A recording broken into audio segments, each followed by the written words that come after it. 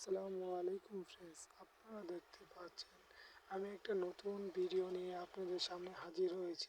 এই ভিডিওতে আপনাদের দেখাবো যে ড্রাগন ফল গাছে কিভাবে কাটিং করলে ড্রাগন ফল গাছে দ্রুত ফল ফুল আসবে। আর আমার এই টিপসটি ব্যবহার করে আপনারা দ্রুত ফল ও ফুল পাওয়া শুরু করবেন।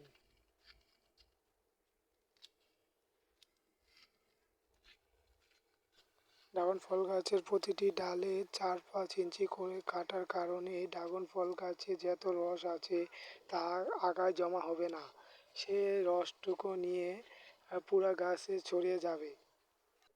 যখন আমরা ড্রাগন ফল গাছের ডালার আগারটুকু কেটে দিব তখন পুরো গাছটার রসটা পাবে। তার ফলে আমাদের ড্রাগন ফল গাছের দ্রুত বৃদ্ধি ও ফল ফুল আসা শুরু করবে। এভাবে আমরা দ্রুত দ্রুত ফল পাবো।